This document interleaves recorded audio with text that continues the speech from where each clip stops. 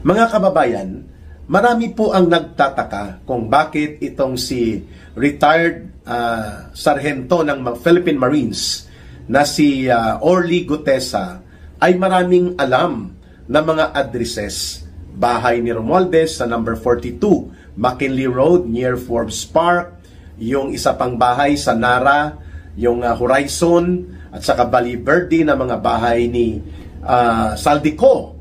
At marami siyang alam na mga pagdi-deliver ng mga limpak-limpak at mali-malitang mga salaping kinulimbat at dinurubo nila Martin Romualdez at Saldico ayon sa kanyang kaalaman. Hindi ko sinasabing ako ang nagsasabi niyan, pero ayon sa mga revelations niya, ay yun po ang ginagawang mga pandarambong na operations ni Saldico at ni Martin Romualdez. Sa kanyang mga binanggit, mga kababayan, isa po ang address nang tinanong siya ni Senator Marcoleta, may iba ka pa bang lugar na pinupuntahan upang i-deliver o maging drop-off ng mga sinasabi mong basura na ang laman ay mga mali-malitang mga limpak-limpak, hundreds of millions to billions of pesos. Ang sagot niya, mayroon pa po dyan sa may Aguado Street sa may Malacanang. Wow!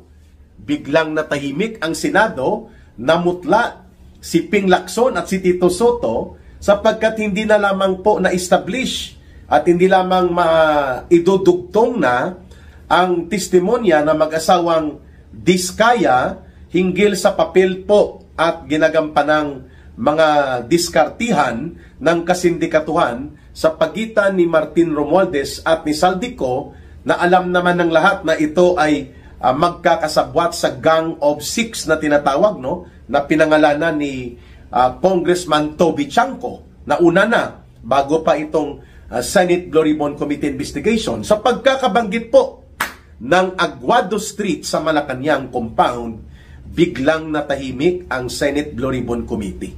At ito pala ay ang Aguado Street, nandyan po ang ginagamit na opisina ni Martin Tambaloslos, mga kababayan, as if feeling presidential na siya, no?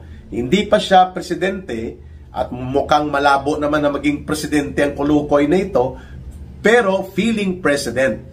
Ito pala ay nandyan ang office na tinatawag na Imelda Hall, na ginamit ito dati ang lugar na ito ng kanyang tatay ni Martin Tambaloslos na si Kukoy Romualdez. Si Kukoy Romualdez po ay kapatid ni Imelda Marcos. Kaya magpinsan po si Bongbong Marcos Jr. at sila Amy Marcos at si Martin Tambaloslos, no, sa Romualdez side.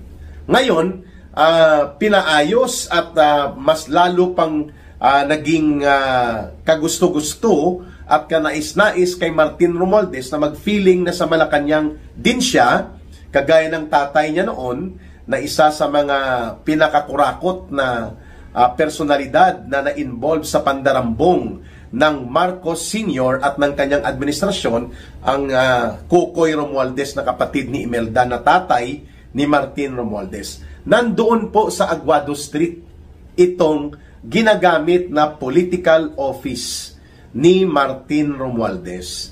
Diyan niya po pinapatawag ang mga kongresista, diyan niya minimit ang mga gobernador, mga mayors, at iba pang mga political leaders ng kanilang partido at partido ni Marcos Jr. Diyan po sila nagmimit nila Senator Chis Escudero at iba pang mga senador.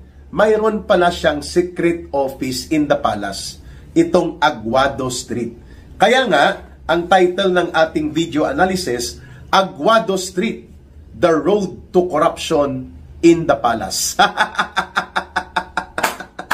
Mga kababayan, talagang when truth comes out in its own mysterious way, ay biglang na-mention po ito, walang nakakaalam na may delivery pala ng pera na kinukulimbat sa Aguado Street.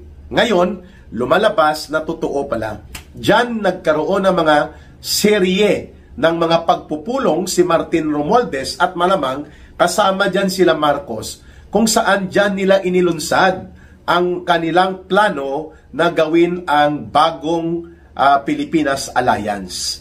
Yung bagong Pilipinas Alliance ay multi-party coalition in preparation to the 2025 elections, no? Ang iba't ibang mga partido politikal, diyan pinagtitipon-tipon ni Marcos at Romualdez ang mga leaders nito nationwide.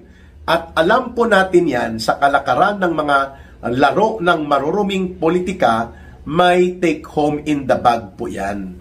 At malamang tumutugma itong revelations na ginawa ni Ginoong Orly Gutesa, ni Sergeant Gutesa, na nagdi-deliver, nagda-drop off din po ng basura para kay Romualdez mula doon sa kinulimbat at tinipon sa pangungulekta ng kutong at mga pangungurakot ni Saldico, sapagkat dyan nga pinagpupulong-pulong, tinitipon-tipon ang mga gobernador, mayors at mga kongresista na iba pa na hindi masyadong dikit sa sindikato na gang ni Romualdez at ni Saldico, doon inihilot-hilot. Kaya nung nakaraang, I think that was March, mga kababayan, may isang video na lumabas na nagsasalita si Martin Romualdez na iniingganyo niya ang more than 200 leaders ng kanilang alyansa sa bagong Pilipinas para sa senatorial candidates nila na dapat mag-landslide. Dahil yan daw ang kagustuhan ni Marcos Jr.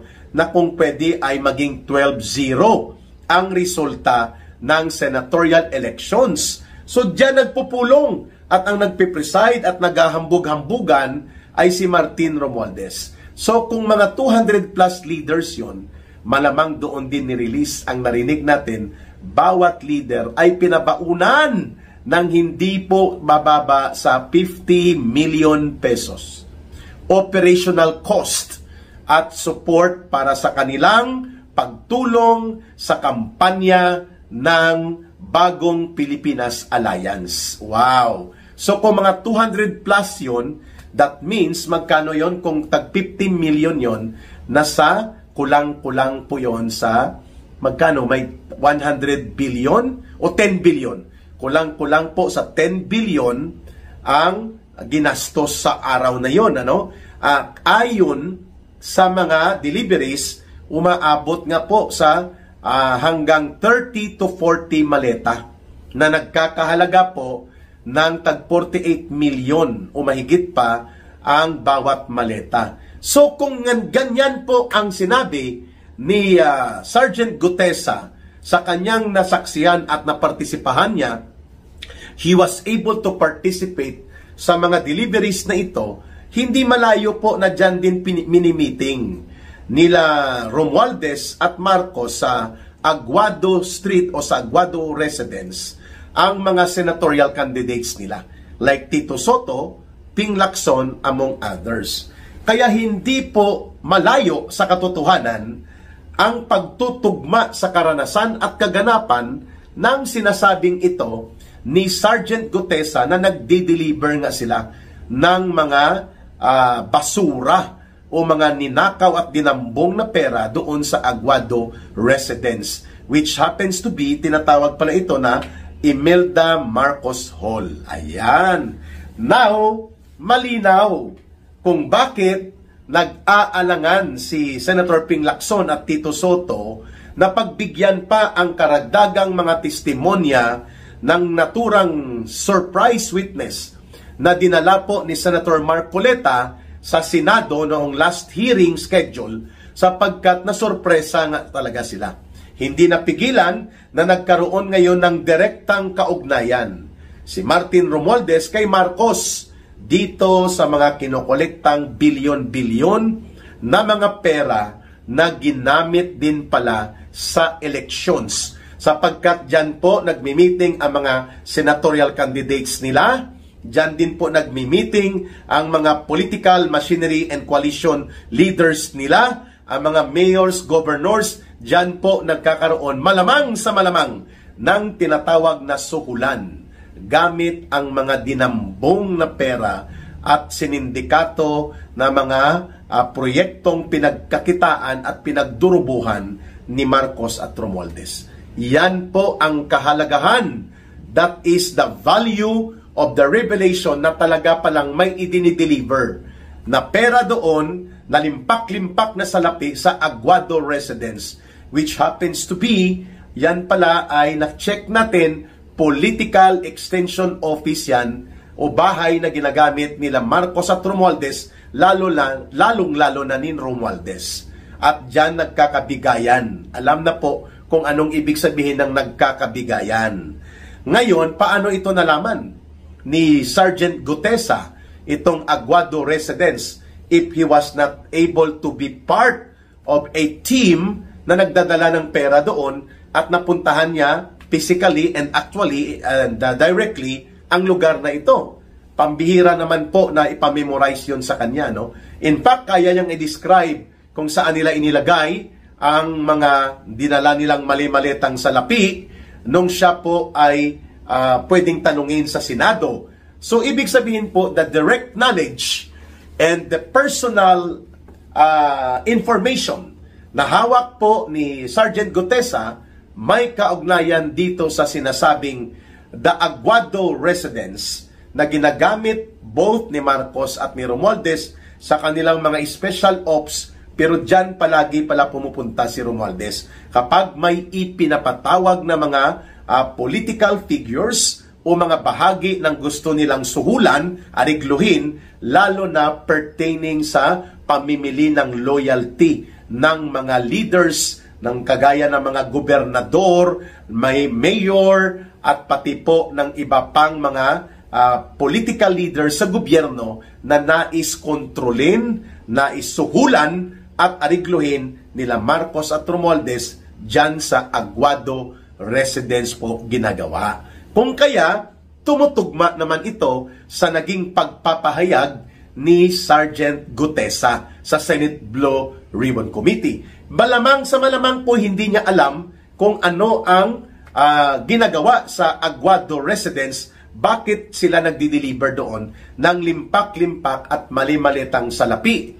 Hanggang doon lang ang alam niya. Pero ang malalim na ugnayan po ng korupsyon at pandarambong ng kanyang sinabi na nagdadala sila ng pera cash by the hundreds of millions to billions of pesos sa Aguado residence, nagpapakita po na iyan ay hindi lamang drop-off point para kay Martin Romualdez, kundi iyan ay drop-off point para kay Marcos Jr. Napakahalaga po ng component revelation na ito ni Sergeant Gutesa na dapat po ma-establish sana sa Senate Blue Ribbon Committee upang maipakita na hindi totoo ang pagmamalinis, ang pagmamagaling at pagkukunwa-kunwarian ni Ginoong Marcos, sapagkat at the very core, dinideliveran po sila ng pera. At para may cut out, hindi direkta sa loob ng palasyo ng Malacanang, kundi within the compound of Malacanang Complex. Nandyan po ang Aguado residence sa Aguado Street na yan ay ginagamit common nila Marcos at nila Romualdez, at dyan ang pinakamagandang drop-off point para hindi halata na direkta kay Marcos pero malapit na kay Marcos.